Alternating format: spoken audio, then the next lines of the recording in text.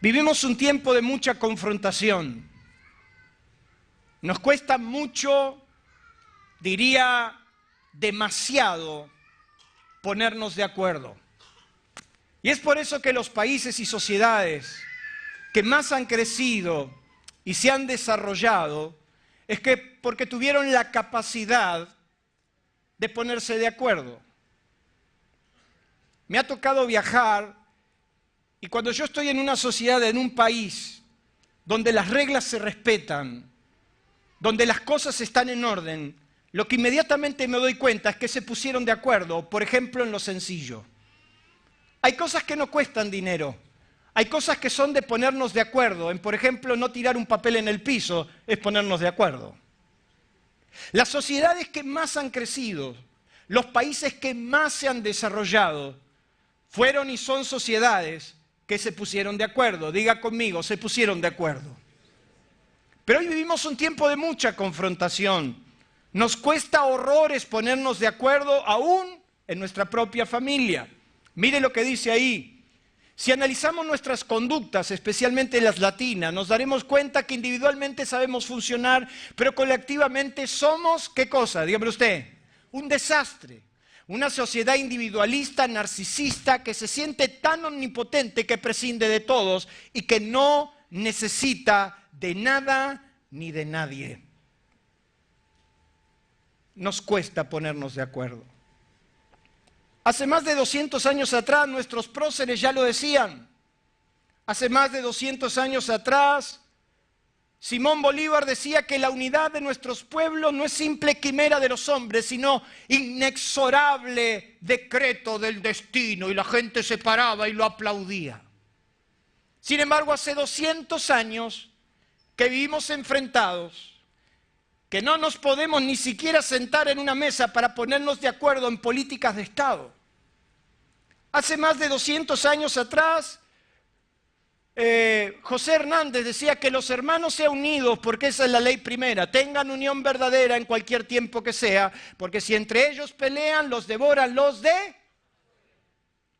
Hasta la fecha, pasaron 200 años y todavía no nos podemos entender con los tucumanos. ¿Hay algún tucumano en la sala? Utilicé esa provincia porque Dios nos ha librado de los tucumanos. No. Nos cuesta mucho ponernos de acuerdo. 200 años de historia nos dicen que no nos podemos poner de acuerdo. Una vez estaba en Paraguay y estaba pasando la frontera. Y entonces yo lo saludo amablemente al paraguayo que estaba ahí en la frontera. Me dijo, argentino, sí, Dios nos ha castigado a nosotros por darnos un vecino como ustedes. Así me despidió.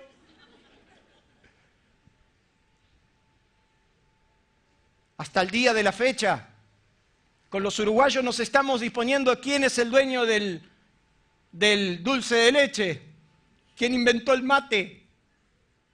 En nuestro propio país, 200 años de historia.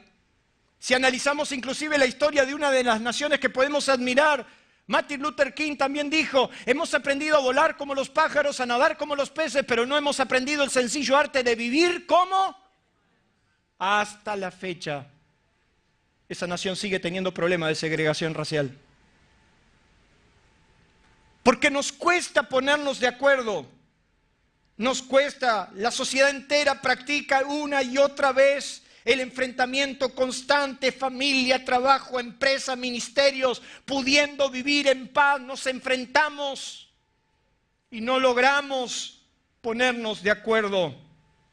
¿Cómo nos cuesta ponernos de acuerdo? Jesús mismo puso una meta extraordinaria que si lográramos vivirla, nuestras experiencias serían totalmente distintas. Jesús dijo, otra vez os digo que si dos de vosotros, ¿cuántos dice ahí? Dígamelo usted, dos de vosotros se pusieran de acuerdo. Debe ser que es difícil, hermanos. Porque Jesús dijo que si dos de vosotros se pusieran de acuerdo en cualquier cosa en la tierra que pidieran, les será hecho por mi Padre que está en los cielos. Mire qué difícil es el acuerdo, que Jesús está diciendo que si solo dos individuos se pondrían de acuerdo, todo lo que pidieran lo recibirían. Usted no se ha podido poner de acuerdo ni siquiera con su esposa. Sonríame.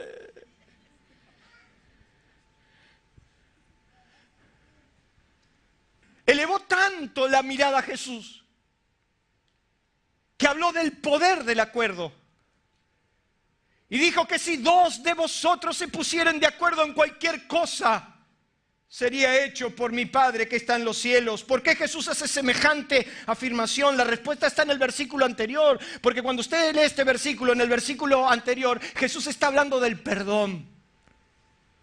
Y Jesús dijo, imposible es que no vengan tropiezos, más hay por aquellos que no vienen. Pero si tu hermano peca contra ti, ve y reprende estando tú y solos. Y si te oyere, has ganado a tu hermano. Jesús dijo que era imposible, pero dijo, perdónalo. Y si 7 veces al día viene y se arrepiente, perdónalo. Y Pedro dice, entonces, ¿hasta cuántas veces perdonaré a mi hermano? ¿Hasta 7? Dijo, no te digo hasta 7, sino hasta 70 veces 7. Y Jesús de inmediato dice una palabra que quiero que usted la escuche. Jesús dijo, de cierto os digo que todo lo que atéis en la tierra será atado en el cielo. Y todo lo que desatéis en la tierra será desatado en los cielos. Eso significa esencialmente que la confrontación atan y el acuerdo, ¿qué dice ahí? Diga conmigo, la confrontación ata. El acuerdo libera. Quiere decir que cuando usted entra en confrontación, usted ata. Por eso es que hay muchas personas que no logran salir adelante porque no se ponen de acuerdo. Hay muchas familias, muchos matrimonios que no salen adelante porque sencillamente uno piensa una cosa y otro piensa otra. ¿Cuántos dicen amén? Por eso Jesús dijo que un reino dividido no va a prosperar. Jesús, hablando del perdón, habló de eso. Y habló esencialmente que la confrontación ata y el acuerdo libera. Ahora, ¿te imaginas lo que sería lograr eso mismo, pero con el Espíritu Santo? ¿Se imagina usted lo que sería ponerte de acuerdo con el Espíritu Santo? Si la unión entre dos mortales es poderosa, ¿cuánto más poderosa sería unirnos con el Espíritu Santo? Si Jesús dijo que si me pongo de acuerdo, y hay que ponerse de acuerdo, mire hermano, hay que ponerse de acuerdo después de 26 años de matrimonio. Hay que ponerse de acuerdo. El otro día Ernesto acá hizo una denuncia pública de la esposa. Dijo cómo Sara lo maltrataba. Habló del sometimiento que lo tiene Sara, lo dijo públicamente. Terminamos la reunión de oración, para los que se están perdiendo la reunión de oración, terminamos orando por el pobre Ernesto. Lo ungimos, le dijimos paciencia, hermano. Así difícil es la salvación.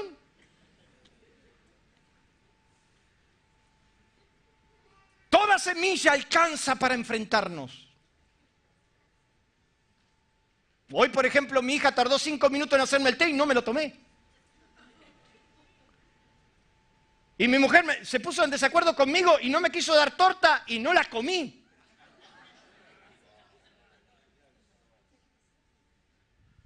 Ahora, mira si me pongo de acuerdo, si logro ponerme de acuerdo. Qué increíble que el acuerdo sea tan poderoso entre dos personas que nada ni nadie podría contra eso. ¿Usted se imagina si usted lograría ponerse de acuerdo con el Espíritu Santo? Sería invencible. Diga conmigo, sería invencible. Ponernos de acuerdo. Cuando hablamos de acuerdo, hablamos esencialmente del convenio entre dos o más partes. Hablamos también, cuando hablamos de acuerdo, hablamos de la reflexión o madurez en la determinación de algo. Cuando hablamos de acuerdo, hablamos del conocimiento o sentido de algo, conciliar, componer. Hace muchos años atrás, un gran líder que conocí en el Brasil, me impactaba escucharlo cuando él ministraba, porque él decía, el Espíritu Santo y yo hemos decidido, y a mí me impactaba. lo que sería ponernos de acuerdo con Dios, lo que sería acordar, reflexionar, armar el convenio entre partes, lo que sería ponernos de acuerdo con Dios, lo que sería unirnos. Yo quiero que usted tome nota, porque cuando habla de unión, habla de acción y efecto de unir o de unirse. Habla de la correspondencia y conformidad de una cosa con otra en el sitio de composición. Habla de concordia de los ánimos, voluntades o dictámenes. Habla de liga, de alianza y de compañía. Dígale al que tiene al lado, ponete de acuerdo con Dios. Decile, ponete de acuerdo con Dios. Ponete de acuerdo, ligate, unite a Él. Por eso, si usted me permite en esta noche, yo quiero hablar de cómo podemos lograr que, como los hombres en la antigüedad entendieron de la importancia de unirse con Dios, vivieron una vida extraordinaria. Vivieron un tiempo especial a tal punto que lograron marcar la historia, marcaron la vida de los que lo rodeaban y, ¿por qué no?, lograron impactar al mundo. ¿Cómo lograr la unidad con el Espíritu Santo? Permítanme transmitirle un poco más de 30 años de experiencia. En primer lugar, ¿qué dice ahí? Se pusieron de acuerdo. Usted nunca logrará la unión con el Espíritu Santo si usted no se pone de acuerdo con Él. Ponerte de acuerdo con Dios es ponerte en línea con los principios de Dios. Es ponerte de acuerdo con la palabra de Dios. Me extraña que mucha gente habla del Espíritu Santo y sus vidas no van en línea con la palabra que creó el Espíritu Santo. Ponerte de acuerdo con Dios es vivir de acuerdo con sus mandatos, con sus principios, con su voluntad, estar claros de lo que Él quiere para mí. Amós decía, andarán dos juntos si no estuvieran de acuerdo. Yo no puedo caminar en unidad con el Espíritu Santo si yo no estoy de acuerdo a sus principios. Un día Jesús se reveló a Saulo y le dijo, Saulo, Saulo, ¿por qué me persigues? Es increíble que Saulo pensaba que estaba haciendo la obra de Dios. Si usted se hubiera sentado con Saulo, un hombre temeroso de Dios, y usted se hubiera sentado y hablado con él estaba pensando que estaba haciendo la obra de Dios. Sin embargo, Dios le dijo que lo estaba persiguiendo, todo lo contrario. Y le dice una expresión que a mí realmente me impacta. Dice, ¿por qué me persigue? Dura cosa te es dar coces contra el aguijón. ¿Qué significa? Que si te pica una abeja y agarrás y apretás el aguijón y lo mandás para adentro, eso va a ser mucho más doloroso. El problema que tenemos con el Espíritu Santo es que no nos ponemos de acuerdo con Él, sabemos lo que Dios nos pidió, sabemos la demanda de Dios, pero seguimos pegándole al aguijón y eso traerá más dolor. Diga conmigo, traerá más.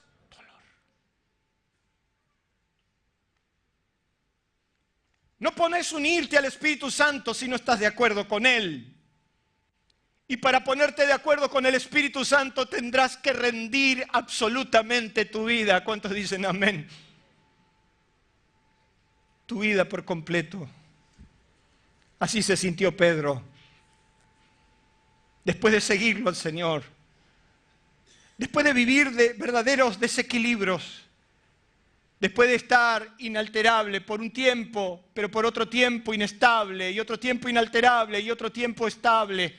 Esa ambigüedad en la vida de Pedro lo llevó a un punto donde Jesús mismo, con él sencillamente le dijo una sola expresión en 3 preguntas: si era capaz de amarlo, si era capaz de amarlo tanto, si era capaz de amarlo tan profundamente que estaría dispuesto a dejarlo todo. Y cuando Pedro dijo, Señor, tú sabes todas las cosas, ahí usted ve la rendición absoluta de Simón, de Pedro, que le dice, Señor, tú lo sabes todo. Entonces, añadiendo, Jesús le dijo, ¿qué le dijo? Sígueme. No te podrás unir con el Espíritu Santo si no te pones de acuerdo. Número 2, desarrollaron, ¿qué cosa? Dígamelo usted. Intimidad. Una cosa es tener una cierta relación y otra cosa es tener intimidad. Yo tengo buenos amigos, usted lo sabe. Hay amigos que uno los ama y hay amigos que uno los ama. Por ejemplo, yo tengo amigos que amo y mucho, de muchos años. Están aquí presentes Jorge, Carlos, Gustavo, Nelson. Amigos de más de 35 años. Yo podría escribir un libro tuyo, Gustavo. Pero si pongo tu nombre te quemo para toda la vida. Yo podría contarles que Carlos Roja tuvo otra vida, pesaba como 50 kilos menos. O más, Carlitos. Yo tengo amigos de muchos años. Me enorgullezco de tener a esos amigos. Ahora, intimidad solo tengo con mi esposa y eso es muy diferente. Diga conmigo, eso es diferente. Una cosa es tener una relación y otra muy distante o muy diferente es tener intimidad. El hombre es un ser religioso y por ende le encanta esto de Dios, a veces.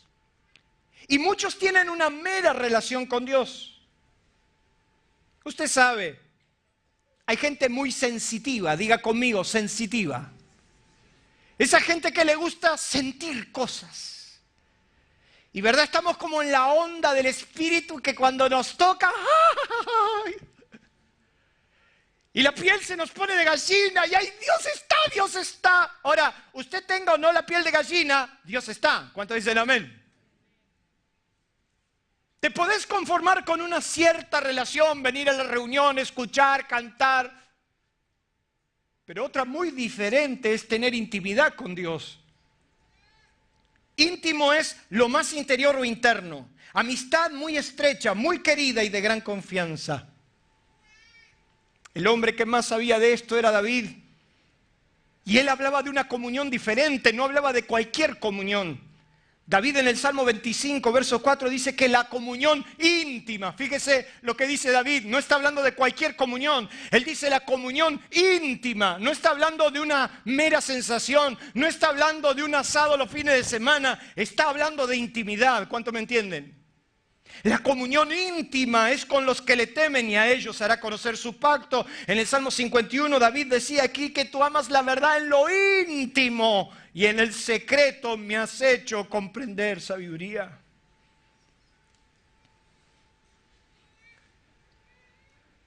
Jesús dijo que en el único lugar donde nos conoce el Padre es en la intimidad. Yo a usted no lo puedo impresionar detrás de este púlpito. A Dios no se lo impresiona detrás de un púlpito. La Biblia dice que el Señor nos conoce en un solo lugar. Cuando ores, cierra tu puerta y en ese cuarto donde nadie te puede registrar, ora a tu Padre que te ve en el secreto y tu Padre que está en el secreto te recompensará ¿en dónde? En el único lugar donde el Padre nos ve y en el único lugar donde está el Padre es en la intimidad. Es cuando usted cierra la puerta de su cuarto o del lugar que usted desea y puede abrir su corazón. ¿Por qué es en el único lugar que el Padre nos conoce? Porque ahí usted no puede engañar a nadie. Ahí está usted y el Espíritu Santo. Ahí usted no puede impresionar a nadie. ¿Cuántos dicen amén? Todas tus mentiras, todas tus caretas, todos tus cuestionamientos personales, ahí están delante de Dios. ¿Qué le vas a decir? Por eso hace un tiempo atrás yo le decía que he aprendido con el tiempo a disfrutar del silencio delante de Dios. Tu Padre que está en el secreto. Por eso que Jesús dijo, y hoy lo habíamos hablado en la clase bíblica, muchos me dirán, Señor, en tu nombre hemos hecho milagro y en tu nombre hemos profetizado y en tu nombre hemos hecho esto y lo otro. Y dice que el Señor le dijo, apartaos de mí, hacedores de maldad, nunca los conocí. Tenían mucha actividad, pero no tenían nada de comunión. Tenían mucho de manejarse para afuera y poco para adentro. Tenga cuidado. Porque el único lugar donde el Señor nos necesita es cuando estamos a solas con Él. ¿Cuántos dicen amén? Podés ser un perfecto religioso, Podés saber de culto, podés saber de los cantos, podés saber hasta de la palabra. Pero Dios nos está llamando a tener intimidad con Dios. ¿Cuántos desean eso? Los hombres que lograron unirse al Espíritu Santo desarrollaron intimidad. Diga conmigo, intimidad. Vaya a Job, abra su Biblia, por favor.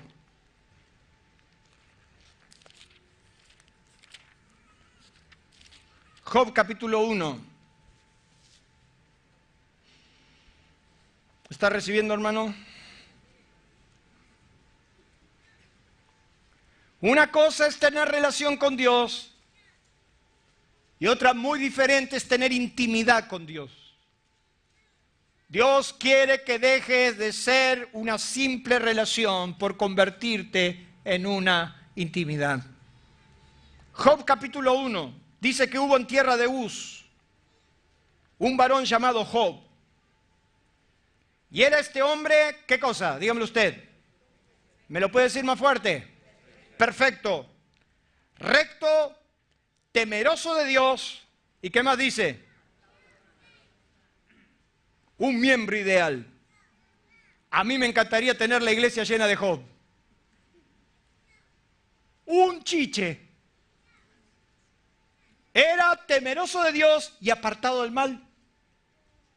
Un hombre dadivoso, un hombre que daba, un hombre que ofrendaba, un hombre que perseguía a sus hijos para que hagan lo recto. Pero ¿cómo usted me explica el capítulo 42? Vaya por favor al capítulo 42.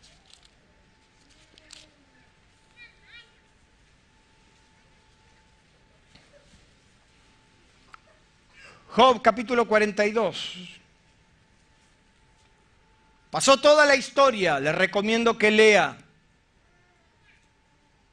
Dentro de poco va a tener una clase que la va a entender por qué le estoy diciendo esto. En el capítulo 42, verso 1, dice, respondió Job a Jehová y dijo, yo conozco que todo lo puedes y que no hay pensamiento que se esconda de ti. ¿Quién es el que oscurece el consejo sin entendimiento? Por tanto, yo hablaba lo que no entendía. Cosas demasiado maravillosas para mí que yo no... Dígamelo usted. Oye, te ruego y hablaré. Te preguntaré y tú me enseñarás. De oída te había oído, mas ahora, diga conmigo, ahora. Mis ojos te ven, por tanto me aborrezco y me arrepiento. ¿De qué si era tan justo? ¿Cuál es la diferencia entre el capítulo 1 y el capítulo 42? ¿Cuál es la diferencia en este hombre? ¿De qué se tenía que arrepentir y por qué decía que antes había oído pero ahora conocía? ¿Sabe cuál es la diferencia? Intimidad, diga conmigo, intimidad.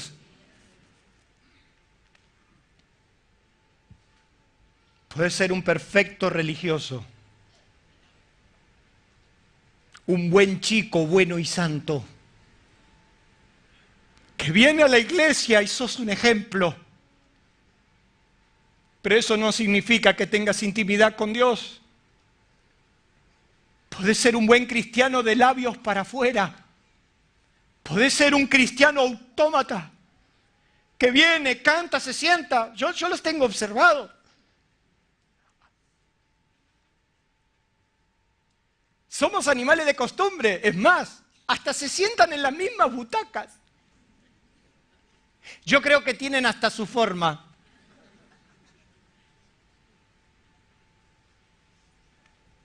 Hacemos porque nos toca. Hoy vimos en la clase cómo Isaías le dice que la relación que tenía Israel con Dios era una relación sin sentido.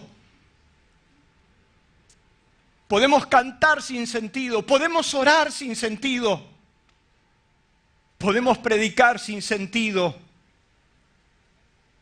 O podemos tener una intimidad con Dios, que cuando usted levanta sus manos al cielo, usted sabe lo que eso significa. Podemos pararnos acá y cantar, porque es el momento de cantar. Pero qué diferente es cuando tu canto tiene sentido, cuando tu adoración tiene sentido, porque tenés una intimidad tan profunda con Dios que estás logrando llegar al corazón de Dios. Y cuando le estás diciendo que Él es tu Señor, le estás diciendo que Él es tu Señor. Israel se había llenado de liturgia. Israel se había llenado de actividad sin sentido.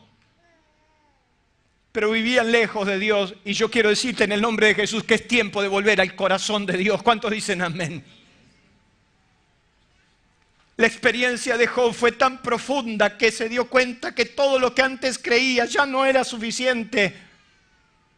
Tenía una cierta relación, pero no tenía intimidad. Número 3, si usted quiere lograr la unidad con el Espíritu Santo, tendrá que correr sus propios límites. Diga conmigo, tendré que correr mis propios límites. Los hombres que lograron unirse a Dios vivieron algo más que una simple emoción.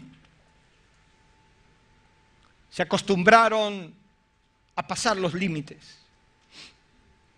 Usted puede leer en el libro de Hebreos, capítulo 4 y capítulo 10, que nosotros tenemos libertad para entrar al lugar santísimo. Permítame explicarle por unos minutos lo que eso significaba.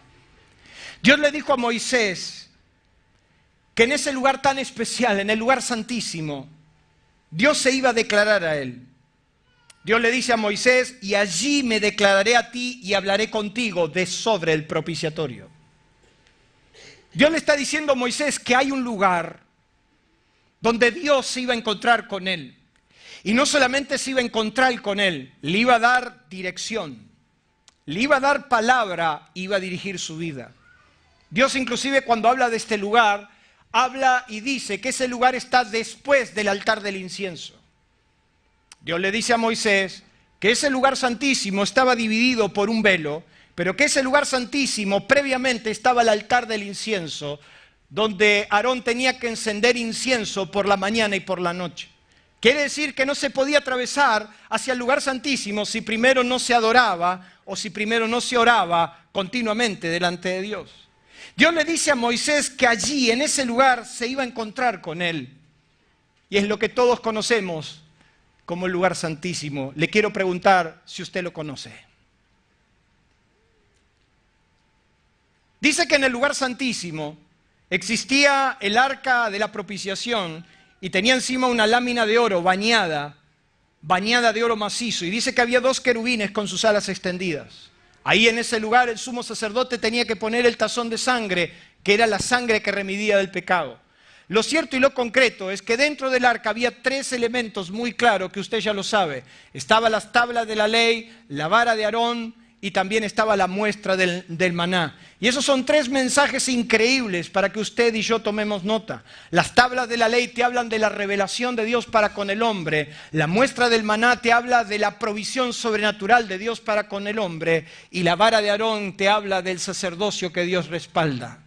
Eso quiere decir que cuando un hombre entra a la presencia de Dios, es imposible que no conozca la provisión sobrenatural. ¿Cuántos dicen amén? La provisión sobrenatural no es lo que está en tu cálculo matemático. La provisión sobrenatural de Dios es lo que escapa a tu razón. La provisión sobrenatural es cuando Dios puede abrir la ventana de los cielos y enviar bendición que sobre y abunda. Eso significa que si usted logra entrar al lugar santísimo, usted recibe provisión sobrenatural. Ahí usted conoce al gran proveedor de su vida. ¿Cuántos necesitan a ese Dios? Es ahí donde Dios te hace ver que tus necesidades son suplidas. Es en la presencia de Dios. Es en la presencia de Dios donde Dios te muestra la revelación, la palabra. Dios le dice a Moisés, allí me voy a encontrar contigo, allá te voy a dar precisión. Ahí es donde te voy a decir, es a la derecha, no es a la izquierda. Es ahí donde yo te voy a decir, no hagas ese negocio te va a hacer mal. Ahí donde te voy a decir, no te juntes con fulano, te va a contaminar. ¿Cuántos dicen amén? ¿Cuántos necesitan revelación de Dios? Yo necesito, hermanos. A veces andamos carentes de revelación. y andamos haciendo cosas por intelecto, por pensamiento. Pero ¿saben una cosa? Muchas de esas cosas lo único que nos han producido es mucho dolor de cabeza y nada de resultado. ¿Cuántos saben de lo que le estoy hablando? Pero hay un momento donde usted necesita que Dios le diga algo, que Dios le muestre el camino y que le diga por dónde andar. Eso es en la presencia de Dios. Los hombres que han corrido los límites porque se atrevieron a entrar en la presencia de Dios, vencieron todo obstáculo y lograron encontrarse con Dios, lograron tener una relación de corazón a corazón. A mí me impacta la vida de Juan, porque la vida de Juan era una relación de corazón a corazón. Juan podía recostarse sobre el pecho de su amado y podía escuchar los latidos de su corazón. Cuando aprendes a conocerlo al Señor de cerca, lo vas a conocer de lejos. Yo necesito correr hoy mis propios límites. Yo necesito correr mis límites y ir más allá a aguas profundas donde Dios te muestre su pensamiento. Unirte con Dios es correr tus límites. Y para eso se paga un precio. Diga conmigo, para eso se paga un precio. Jesús tenía el 100% de efectividad. Y a mí me encanta porque cuando se terminaban los grandes avivamientos, mientras todos disfrutaban de lo que había pasado, dice que Jesús se apartaba y se iba a lugares desiertos a orar. Semejante milagro. Alimentó a 10,000 personas con unos panes y unos peces. Sin embargo, la Biblia dice que en aquellos días, luego de que sucediera esto, Él se fue y se quedó orando con su Padre. Y los discípulos estaban a distancia. Aun cuando tuvo que elegir, la Biblia nos dice que Jesús pasó toda la noche orando. Y cuando descendió del monte, eligió a los 12 para que estuviesen con Él. Es interesante que Jesús no se equivocó ni siquiera con Judas. Hay que tener el calibre y la precisión de elegir un hombre como Judas. Es increíble, hermanos. Él tuvo que elegir un hombre que tenga el tupé de comprobar lo que era el Señor y traicionarlo por 20 monedas de plata. Diga conmigo, por eso no se equivocó. Nosotros nos equivocamos hasta de la ropa que nos ponemos a la mañana. ¿Cuántos dicen amén? Por ejemplo, usted hoy vino muy abrigado y hace calor. O por ejemplo, vino desabrigada y hace frío, principalmente en esta línea. Jesús no se equivocaba ni con Judas. Él sabía que había un hombre que lo tenía que traicionar y lo eligió con una precisión. Nosotros andamos tan a los manotazos que a veces elegimos al tuntún. Tomamos decisiones desafortunadas que después lo único que se traducen es en dolor. Levantándose muy de mañana, siendo muy oscuro, Jesús tenía necesidad de estar con su Padre, atravesando los límites, no quedándose con una sola emoción. Por ejemplo, a mí me gustaría preguntarle cuántos en esta mañana oraron. No me lo diga. Cierto que hoy es domingo, el día del Señor, hoy no se ora. Dígame la verdad. ¿Cuántas veces usted oró y no pasó nada? Casi siempre. Es más, dígame la verdad. ¿Cuántas veces oró sin sentido, por ejemplo? Yo le he contado que más de una oportunidad me encontré la noche orando por los alimentos, antes de dormir. Digo, Señor, bendice estos alimentos. Digo, si estoy por dormir. Nosotros de chiquitos nos llevaban a las reuniones de oración y la reunión de oración era eso. Entonces, yo escuchaba esas reuniones de oración. ¡Aleluya!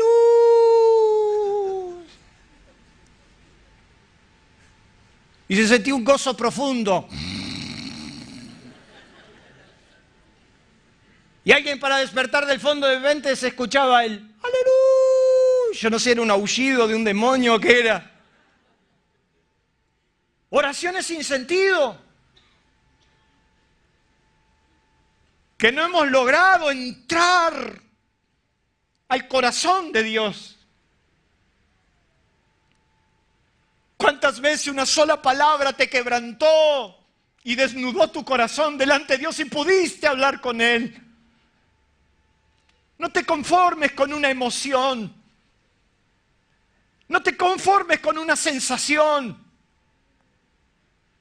No te conformes con eso. Hay algo que está detrás del velo y es el lugar santísimo. Y ahí Dios te espera con revelación, con provisión y con respaldo. ¿Cuántos dicen amén?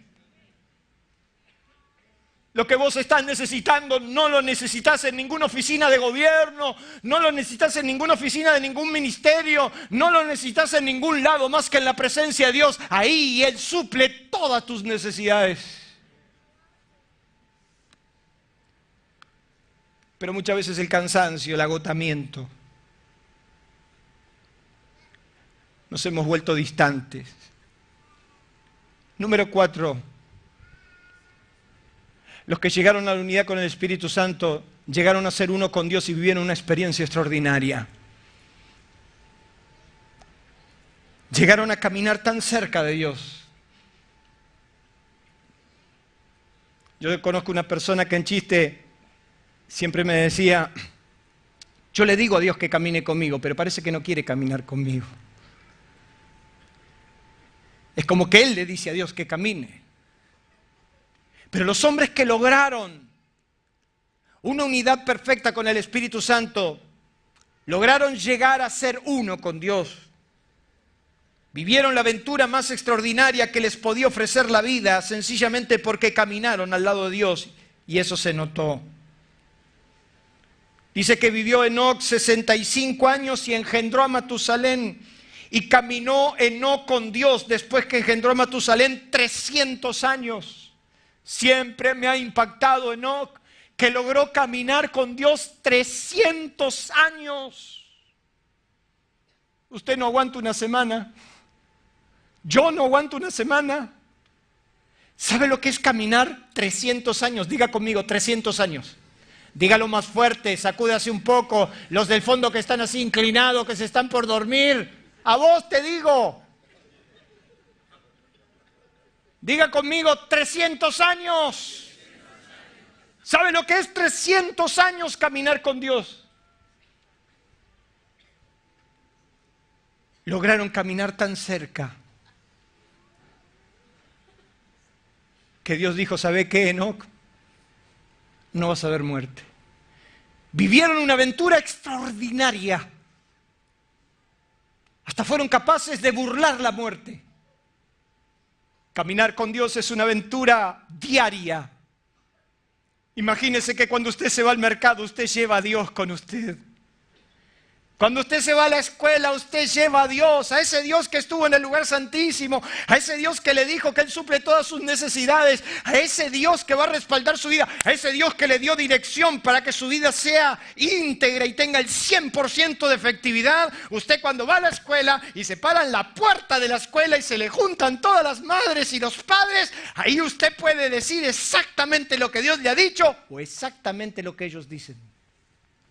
El que tiene oídos para oír. Y esto está mal y va a estar peor. ¿Y cómo nos va a ir? Mal nos va a ir. Fíjese con lo que hablamos. Pero los hombres que caminan con Dios, usted imagínese, usted va caminando con el que dice que Él puede sanar todas sus enfermedades. ¿Cuántos dicen amén? Yo hace 10 días que andaba con un enano colgado de acá atrás, hermano. 10 días.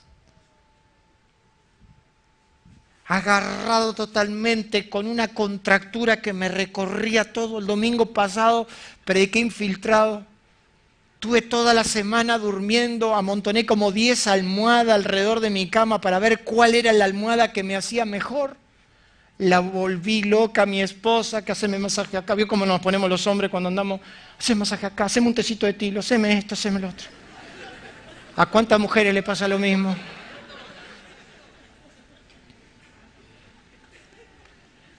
Hoy cuando me fui a dormir la siesta, enojado porque no me habían dado torta.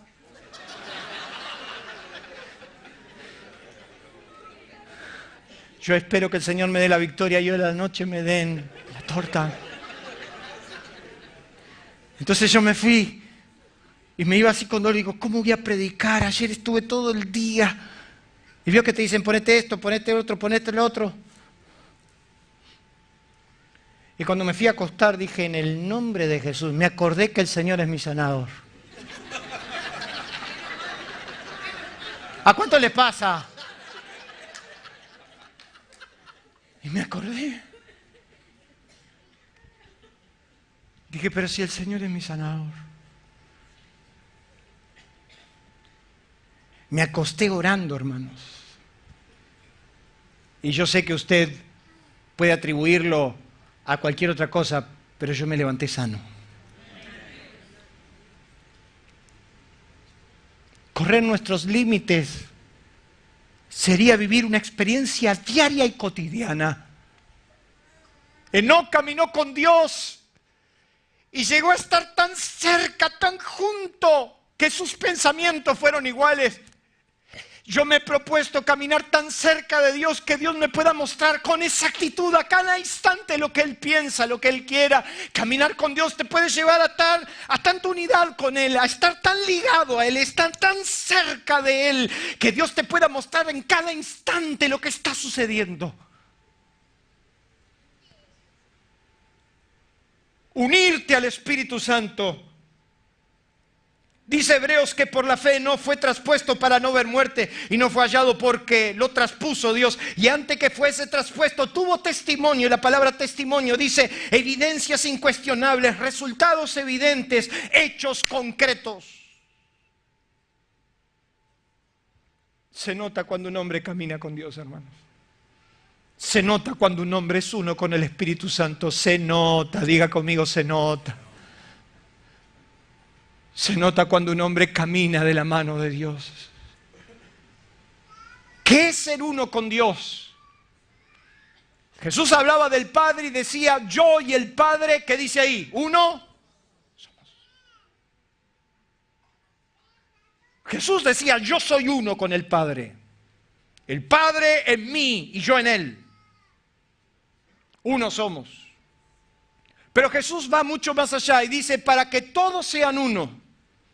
Para que todos sean uno, como tú, oh Padre, en mí y yo en ti, que también ellos sean uno, mire lo que está diciendo, en nosotros, para que el mundo crea que como tú me enviaste, yo los envío. La gloria que me diste, fíjese, la gloria que me diste, yo les he dado para que sean uno, así como nosotros somos, ¿qué dice ahí?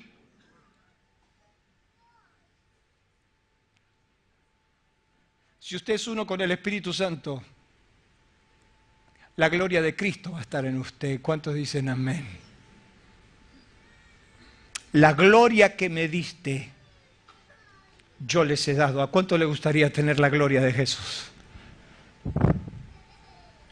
A mí me gustaría, hermanos. ¿Sabe qué somos hoy?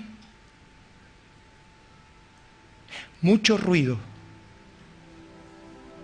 Pocas nueces.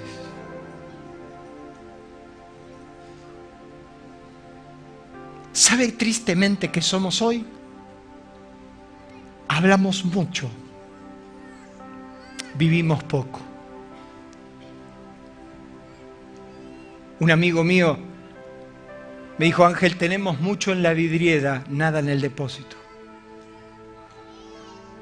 Hablamos mucho de la gloria de Dios, pero vivimos poco. ¿Cuántos puedes decir amén? Jesús dijo, para que todos sean uno. ¿Qué está diciendo? Está hablando de una unidad. El apóstol San Pablo dijo una verdad extraordinaria. Dijo que el que se une al Señor, ¿qué dice ahí? Un espíritu es con Él. Usted no se puede disociar de eso. El apóstol San Pablo también escribiéndole a los Corintios dijo, fiel es Dios por el cual fuisteis llamados, diga conmigo, llamados a la comunión. Ser uno con Dios, quiero que usted preste atención, mírelo. Ser uno con el Espíritu Santo es participar de su naturaleza divina. Ser uno con Dios. Vivir la experiencia más profunda, extraordinaria de su vida. Ser uno con Dios. Diga conmigo, ser uno con Dios. ¿Se podrá llegar a vivir esto? Poder caminar tan cerca de Dios que vos y Él llegan a ser un solo ser. Mire eso. ¿Qué tipo de relación tenés con el Espíritu Santo? ¿Te animás a marcar la diferencia?